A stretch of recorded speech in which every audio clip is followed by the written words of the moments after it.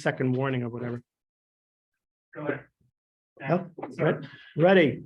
Okay, good evening or good afternoon. I think we may have some folks here from the West Coast. Welcome to everybody here live. I am Steve Rolandi, and I want to thank the staff of the library here in Larchmont, as well as Paul Dougherty, for inviting me. I'm going to make a presentation today on voter suppression, which has been very much in the news, and it's entitled "A Clear and Present Danger to American Democracy." I'm going to speak for about 20 minutes or 25 minutes or so. I'm going to give you an overview, as you see here. I'm going to provide you a working definition of voter suppression. We're also going to talk about voter expansion, because in the last few years, we have a number of jurisdictions that are expanding the right to vote. Okay, how is voting fit into our conception of American democracy and constitutional government? What has been the history? The history goes back about 150 years. I will talk about recent trends, including some court decisions and some conclusions, and what we all as citizens can do to deal with this. And by coming out this evening on a cold night here in March, or on the line, you've already taken the first step. A little bit about me. I am now semi-retired. I'm sort of on my second career. I am an adjunct professor of public administration and public policy at City University of New York, John Jay College, and Pace University. And I teach courses in government, public administration, public policy, public finance to graduate students and undergraduate students who I see really as our future leaders. I have worked in government, federal government, the state of New York, the city of New York. I'm an independent Republican, but I'm one of these people who Democratic mayors, Ed Koch, David Dinkins, governors like Andrew Cuomo and David Patterson, as well as Republicans have appointed. I've been active in grassroots politics, public policy organizations in Washington, D.C., and this is a passion of mine. Before we begin, just a disclaimer. What I'm going to say tonight represents my opinions and not those of my former employers. And I want to give a shout out to my wife, Pilar, because she helped me prepare the materials. So if you like what you hear tonight, please give her some compliments. And if you don't like what you hear, the blame is on me. Okay. All right. So let's move forward with a, oh, and by the way, if you want a set of these slides, there is a summary. My email, my contact information is there. I'll be happy to send it to you. And if you want a complimentary copy of the Constitution for your family members or students, we have ample copies on the desk. All right, so here's a working definition. I'll call it VS. It's a strategy that is used to influence the outcome of an election by discouraging or preventing groups of people from voting. We distinguish this from campaigning, is that regular campaigning attempts to get candidate A or candidate B elected by changing views through persuasion and organization. Voter suppression attempts to reduce also the number of voters who might vote against a candidate or ballot proposition. And this becomes very important. We are now in an era of very competitive elections, particularly at the presidential level. I'm going to show you that shortly. Now, there are a range of tactics and strategies of voter suppression.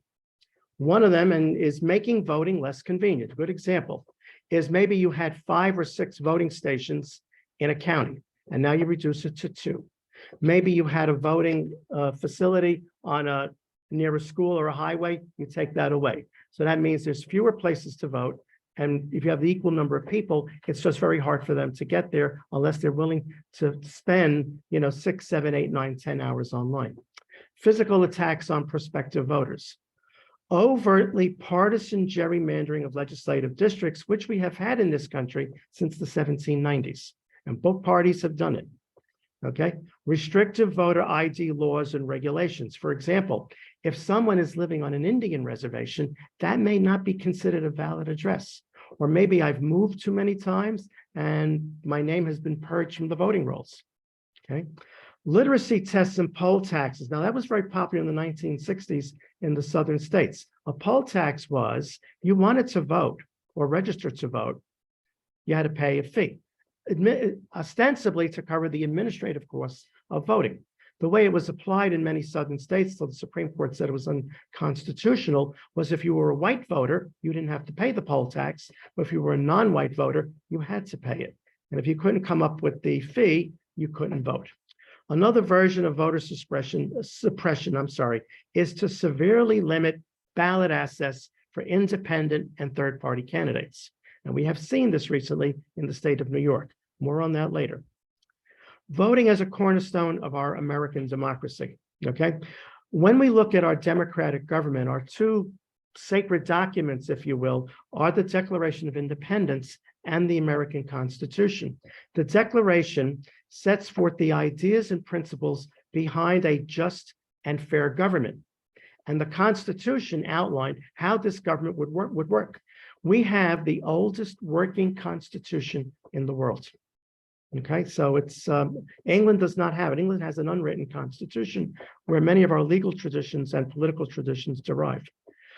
Two political theorists had profound effects on the founders, John Locke from England and Jean-Jacques Rousseau, who advocated the importance of voting in some form in a democratic state. So their writings influenced people like Thomas Jefferson. And if you look at the Declaration, I'm not going to read the entire opening lines, where it says we hold truths to be self-evident and that people are endowed by their creator with life, liberty, and the pursuit of happiness. And governments are instituted among men. Now, men was used in a generic sense in the 18th century, deriving their just powers, in bold here, from the consent of the governed. The consent of the governed means that government will only exist because people freely allow it and have given their consent. So in terms of political philosophy, it says government's legitimacy and moral right to use state power is justified and only justified when it's been freely consented by people in an election. So you can see how the right to vote is essential to a well-functioning democracy. All right, a little timeline in the United States. This picture comes from the mid-19th century, the 1840s, when we started seeing people vote more often. And what you had to do back then, you had to travel to the county seat to vote. It was a little different than what we see today. So when our nation was founded, states basically decided who was eligible to vote. And essentially, it only meant if you were 21 years of age, you were a white male, and you were free and you owned property, and over the age of 21, you could vote. Others couldn't. In our Constitution, there is no explicit right to vote. There's a lot of things in the Constitution we assume we have today. For example, political parties are not mentioned in the Constitution. Neither are cities or local governments. It is only over the course of history, okay, when amendments to the Constitution were provided so that the states could not prevent people from voting. So for example, and here's a timeline, okay? So for example, women received the right to vote in all federal elections and state elections in 1920. You see that image on the left. Younger people, and I remember this vividly because now you'll know how old I am, but 18 to 21-year-olds got the right to vote in 1971. The argument was if you were old enough to be drafted and fight in Vietnam, you had the right to vote. Also, I should say, residents of the District of Columbia received the right to vote in presidential elections only by the 23rd Amendment. So you've seen a gradual extension of voting and the suffrage. This image on the left shows you freed African Americans voting in New Orleans in 1867. This was the time of Reconstruction after the Civil War. When Reconstruction ended, a lot of things in the South went back to what it was. You saw the rise of the Ku Klux Klan, and restrictions on African Americans were greatly restricted. And we saw this not only in the South, but many other states until the 1960s. What happened in 1965? We had landmark comprehensive legislation. This was during the administration of Lyndon Johnson. I should tell you parenthetically, during the administration of Dwight Eisenhower, we had minor civil rights acts that were passed, 1957, 1960. President Eisenhower, one of my heroes, enabled Black students to enroll at the University of Arkansas. But this was major groundbreaking legislation. And it was said of this legislation, Lyndon Johnson remarked after he signed it, he says, I think we have lost the South forever. Barack Obama, when he was elected in 2008, said it was the Voting Rights Act that got him elected. And this is why the Voting Rights Act of 65 was so important. And these are the main provisions. It eliminated literacy tests as a requirement to vote. It allowed federal officials to supervise voter registration. And along with the 24th Amendment, it eliminated the poll tax. So 400,000 African-American citizens registered to vote in 65. Another requirement was the federal government now had the right to do what's called pre-clearance. So for example, I remember this vividly. In the village of Portchester, town of Portchester, when they were at large, they were considering realigning elections for local members of the city council. They had to have districts that would be balanced. When they couldn't do that, they went to at-large elections. I was working for the city of New York in 1988 when the Supreme Court struck down the Board of Estimate. That was the city's super legislature because the representatives of the 5 boroughs had an equal vote. And they said that was discriminatory to persons of color. Supreme Court said the Board of Estimate was unconstitutional. And then the following year, the city of New York changed its government. Okay, so these are just 2 examples of pre-clearance. Let me talk to you about voter turnout. And as you can see on the graph, going back to 1789, it wasn't very large. It wasn't very large because only a small portion of the population could vote. But in the mid-19th century, as more and more people gained the franchise, it got even larger. I think the record was in the late 1860s when we had between 80 and 85% turnout. It has gone down over the years, but I think you'd be pleased to know that in 2020, our last presidential election, we had and with the pandemic, okay, we had a turnout, a near record, almost 2/3. 160 million people voted. There's a source here from the United States Elections Project, which tracks all this data. Another near record was our midterm elections just this past fall, okay? This was a near record because usually a midterm election occurs between 2 presidential elections, okay? And the turnout was almost half. So there was renewed interest in voting. I am also pleased to report to you that we saw a marked increase among millennials. These are the folks I teach, so maybe my message sinking through, I hope.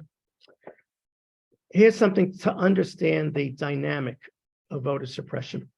Then it has been said that demographics are destiny.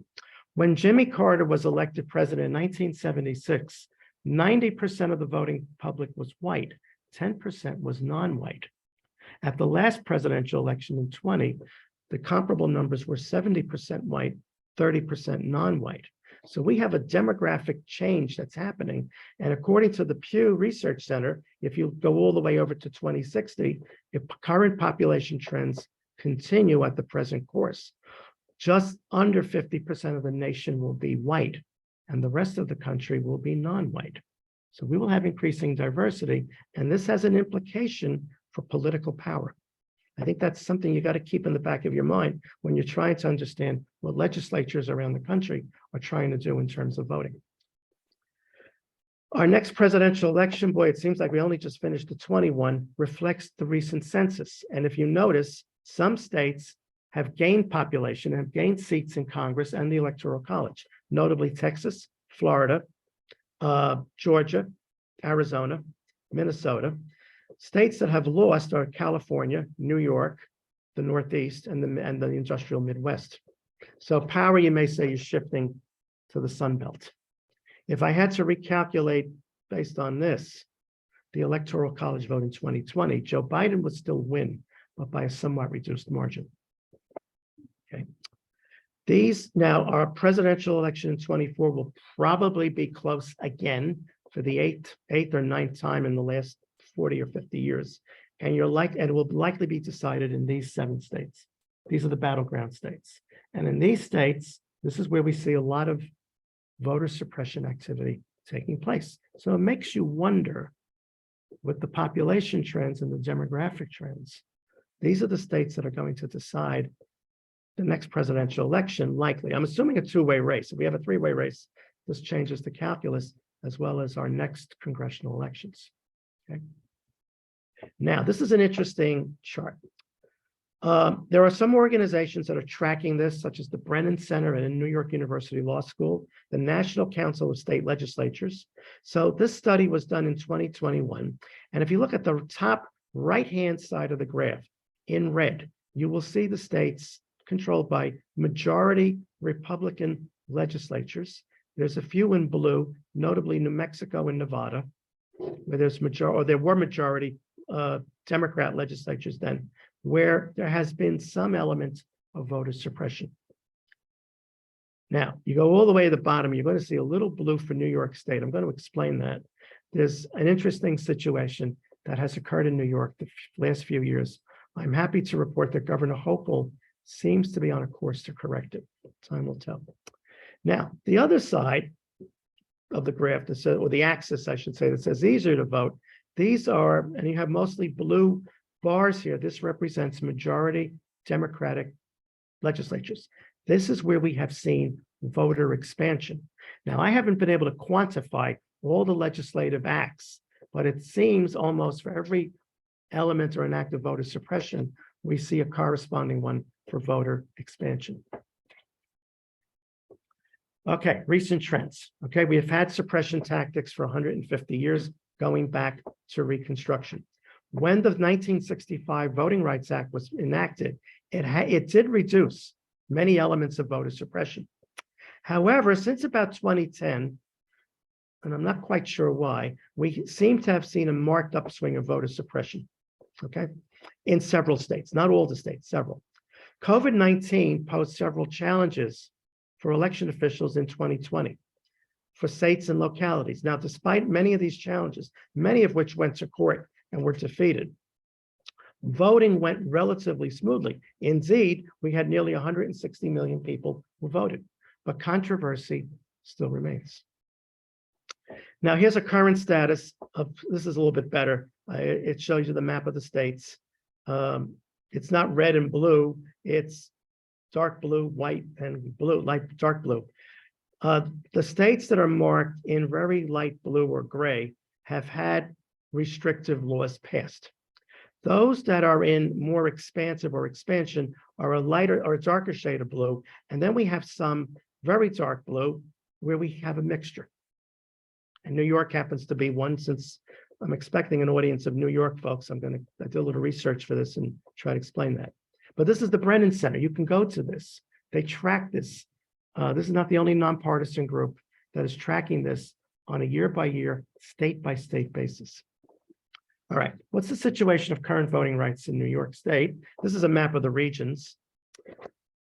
All right, so Brookings, the Brookings Institution, which does a lot of public policy research stuff, this is what they found in 2021 in New York. There was a proposal to put on the ballot to make it easier to vote by absentee ballot. 34 states allow that. The rule was 15 days to get a request for an absentee ballot in. Let's say you weren't going to be around locally, you're going to be traveling, whatever. It was changed from 7 days. The legislature passed as an amendment to the state constitution, no excuse absentee balloting. So in other words, you wouldn't even have to give an official a reason to vote absentee. I just want an absentee ballot. Please give it to me. Because it was an amendment, proposed amendment to the state constitution, the voters had to approve it. They turned it down in the fall of 21. Likewise, the legislature had voted to eliminate the voter registration deadline of 10 days. They wanted to have same-day registration and voting. The voters turned it down. The reason I believe they did it, there was about 10 amendments put on the back of the ballot, written in very legalese. And some organizations had some problems with the way the measure was worded. There was not a lot of marketing. People just went and they approved the environmental protection measure, amendment to the state constitution. They did not approve these. Okay, so that's why New York gets that funny rating on the map. Okay, don't go all and run out, call your state legislators. What's going on in New York? Now, this next bullet is an example of political party suppression. When the budget was passed in 2020, now Governor Andrew Cuomo was the governor, not Governor Hochul. The state legislature, in passing the budget, approved a measure to make requirements to get on the ballot more stringent for third parties. It used to be you needed to get a certain number of petitions, get your candidates on the ballot, and if you got 50,000 votes for governor, you stayed on the ballot as an official party for 4 years. They changed that to now put a requirement of 130,000 votes in a general election. So what does this graphically look like? So I took the 2014 ballot, and as you can see, when you went to vote back in 14, we had 10 parties on the ballot. Okay, some got by petition. What you don't see here is the Save America Movement Party, which we had briefly. It's a centrist party. It has now morphed into the Forward Party. More on them a little later. So what happened as a result of the 2020 budget amendments, when you went to vote in the fall, those were your choices. You only had 2 candidates for governor. The last time we had that was in 1946. The other thing the Board of Elections had to do to implement the law that was passed by the state legislature and signed by the governor, there was approximately 500,000 registered voters in New York who were registered into one of these other parties. The registration was transferred to other category. So if you thought you were registered independent, you're not an independent, you're now in an other. You're in this nebulous category because we only now have, in New York anyway, 4 and only 4 official parties. So if you believe in a free choice, if you believe that maybe major party candidates want to broaden their appeal and take the endorsement of another party, we had the Liberal Party for many years. They're dormant now. Okay, I get emails and other notices. We don't have that. These are your choices right now as we speak today. Something to think about. Now, the legislature passed this past spring, and the governor signed it in June, the John R. Lewis Voting Rights Act of New York. Now, this is not to be confused with the federal proposed law by the same name. Now, this enhances democracy. It prohibits voter suppression and voter dilution. What's voter dilution? We have a Republican and a Democrat running against each other, and the Democrat thinks they have a weak chance. They will talk somebody else into running on a phony made-up party to drain votes so the Democrat, and Republicans have done this too, can get in. The law signed by the governor prohibits acts of intimidation, obstruction, and deception. It has expanded language assistance beyond what is required by the Voting Rights Act of '65, particularly when it comes to pre-clearance. This is very important when we talk about voting districts and reapportionment. Okay, so the governor and the state legislature, in my view, should have kudos on this. Now, let's talk. So this is what's going on at the state legislature level. Let's turn our attention for a few minutes to what's going on at the courts, and we see something very interesting. For most of the history of the Voting Rights Act going back to '65, the Supreme Court has routinely upheld various provisions of the Voting Rights Act. We see it, so as you can see, in terms of mandated preclearance, outlawing the use of a literacy test, abolishing a poll tax, okay? Adding language minority provisions. I remember as a voter in New York City, I remember running, actually, this is an interesting story. I ran for delegate to a judicial nominating convention for the Republican Party in Brooklyn. This when the Republican Party was not what it looks like today. And I was asked, how did I want my name to appear? And my name appeared not only in English, but in Mandarin Chinese. I don't know a word of Chinese. I just assumed it was correct. But the ballot was expressed in Spanish, English, and Mandarin Chinese back then. Okay, Supreme Court upheld all of this. This is good. Now we see a change. In 2013, the case of Shelby against Holder, the Supreme Court, by a 5-4 vote, ruled unconstitutional the coverage formula or the pre-clearance formula. Their argument was that we had 40 years of activity and experience under the Voting Rights Act, and the majority, just a bare majority, felt they no longer needed the pre-clearance application of the Voting Rights Act. Okay, so they felt, the majority again, this was an impermissible burden on the principles of federalism and equal sovereignty of the states. The late Justice Ginsburg, Ruth Ginsburg, wrote a very clear opposite vote, okay, a dissent. Okay, but 5-4. Now, while the court didn't strike down Section 5, without the Section 4, Section 5 doesn't work. This is why the Governor Hochul got the legislature to approve a comparable analog provision for the state. We now have a new enhanced New York State voting rights law. Okay, that's Shelby County against Holder. Now we have another case that's pending now in the current Supreme Court term called Moore against Harper. It originates from the state of North Carolina. There has been an oral argument. There's a docket number if you want to go to the Supreme Court website and read it. It's an ongoing voting rights case.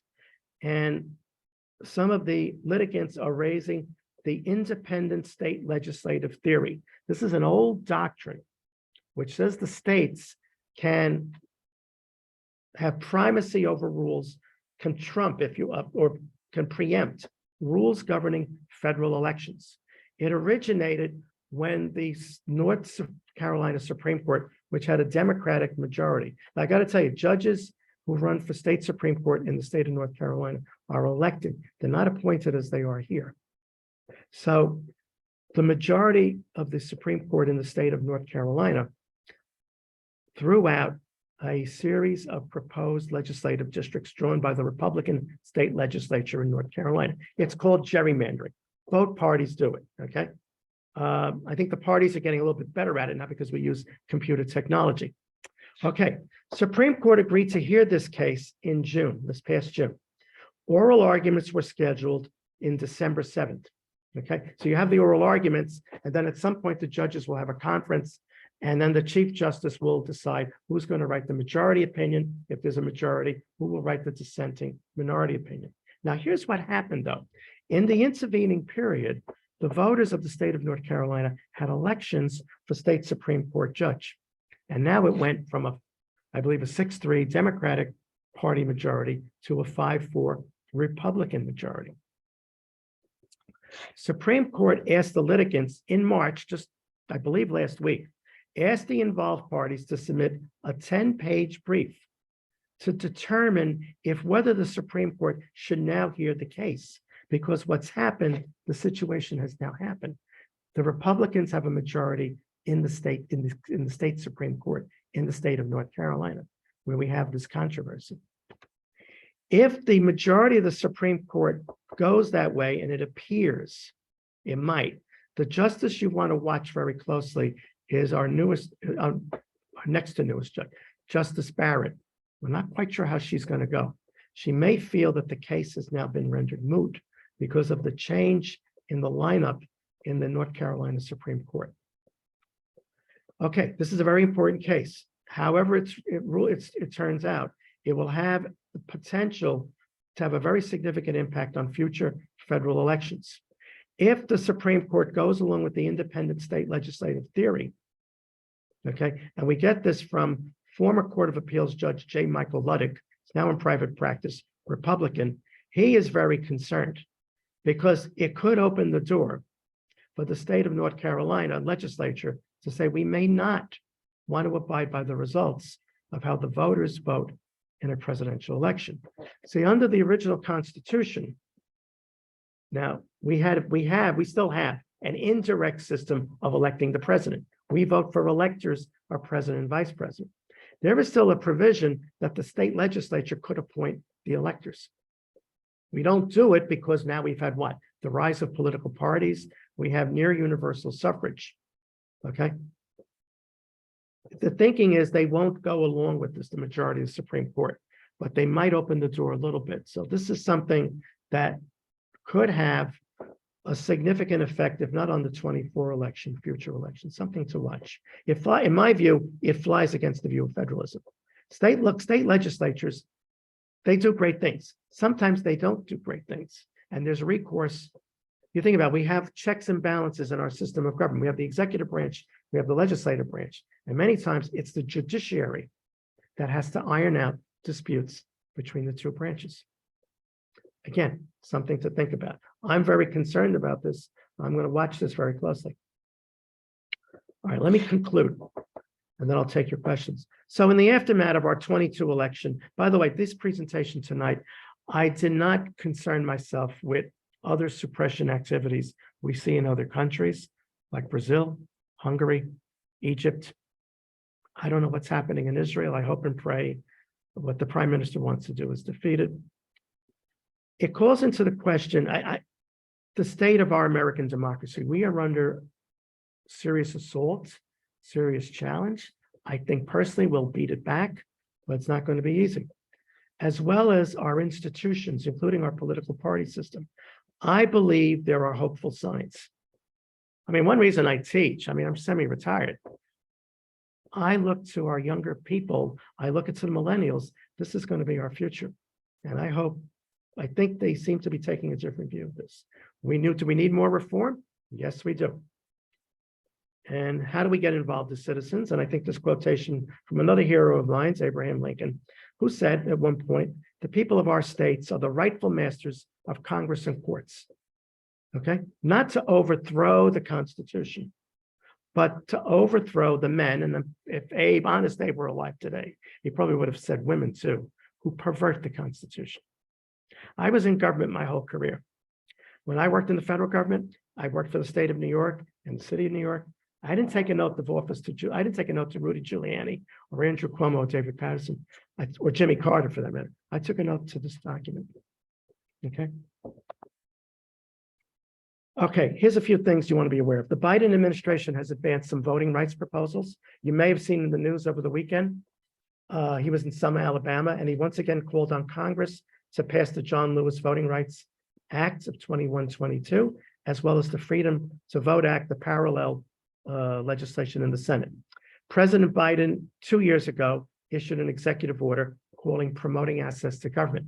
He has mandated the federal agencies to provide as much information and assistance to voters who may need assistance in voting. Now think about it. This might be people who show up at a VA facility, veterans, or someone looking for someone has a claim on Social Security benefits, or I have to apply for Social Security, or I have to apply for Medicare. This is what you're talking about. So he has mandated the agencies to provide as much information as possible. Information is power. All right, I want to talk about redistricting because this all plays into this. And this is where we are now with what we call independent redistricting commissions. This is a way to try to reduce the politics in gerrymandering. Gerrymandering means if you're the party in power, you try to increase the number of seats that you'll get at the time of the next realignment because of the census. 7 states have what we call an independent districting commission. Okay, and you see those there: Arizona, California, Michigan, et cetera. And they are designed to achieve partisan balance. Maine and Vermont utilize advisory committees. Several other states, Connecticut, Illinois, Mississippi, Texas, Oklahoma, have a backup commission if the legislature can't redraw the lines. Now, we have, again, a curious case in the Empire State in New York.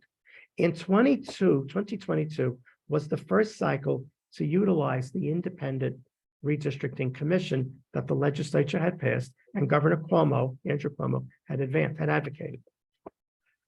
Now, there was a problem. You see, I always tell students, we have a problem in public policy, we pass a law. That's great. But we're not done solving the problem until we do what? We do implementation. We try to carry out as best we can. What was the intent of the legislation? All right. What happened, and I don't know for what reason, but the Governor Cuomo did not appoint the members of the districting commission till very late. And he only put funding in the budget again till very late. So here's what happened in late 21, early 22. The Independent Districting Commission, the IRC rather, does the best they can. They came up with a set of maps because New York State lost 1 seat because of the census. And we have population shifts, which means you have to redraw district lines, not only at the congressional level, but the state legislature level, local judicial elections, et cetera. So they did the best they could. They couldn't agree on 1 set of maps. They came up with 2. They gave it to the legislature. The legislature currently has supermajorities for the Democratic side. And they came up with, no surprise, districts that disproportionately impacted Republicans, particularly the congressional level. For example, some districts had 15% were 20% registered Republicans and Democrats were 80%. When if you looked at prior statistics from elections, it was maybe more 60-40 Democrat. Well, they went to court and the Republicans won. And they had to redraw the lines. And that's why we saw all this confusion last summer and fall. Okay. What's going to happen next year, we're going to have to redo the lines for the state assembly and the state senate. Congress, I think we have to wait. Oh, assembly only? Okay, I stand corrected. Thank you. The New York City Council, I'm sorry, New York City, where I used to work, they have already redrawn their district lines. So they will have elections this fall. The congressional, I think we're stuck until 2032. So the efficacy of this remains to be seen, given the late startup and delayed funding. I am hopeful that the governor will try to redress this in the future. Time will tell. Okay, so this is really, if you're into, you want some partisan balance. This was really not a good moment. Now, they did try to fix this in the 21 referendum, but that was voted down. So let's see. I believe in second chances. I even believe in third chances. So we'll see. All right. Further involvement. Now, this is not a comprehensive list. You're all here tonight. I think this is great. Okay. Register to vote. I hope you're all registered to vote. Stay informed. If you can, become a candidate for elective office. And we have a number of organizations. I try to be bipartisan here that are actively looking at this. There's the League of Women Voters. We have a very active chapter here in the Larchmont, Mamaroneck area, Common Cause, Citizens Union in New York City, the Brennan Center. I'm active with Republicans for the Rule of Law. We have Republicans that are constitutionalists. There's the New Forward Party. Okay. They've gained ballot status in about 10 states. They're working to get it here in New York.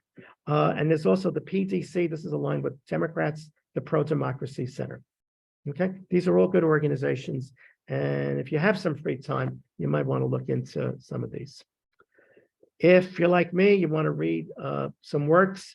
An excellent analysis of the real analysis of the 22 election was authored by Senator John Stanford, Ben Ginsburg, and others last year. Lost and Not Stolen, the conservative case that Trump lost and Biden won. They analyzed 65 cases that the Trump campaign brought, and the Trump campaign folks only won one case. So it's very good if you want to see case by state case, state by state. Alan Lichtman's written a very good book, The Embattled Vote in America.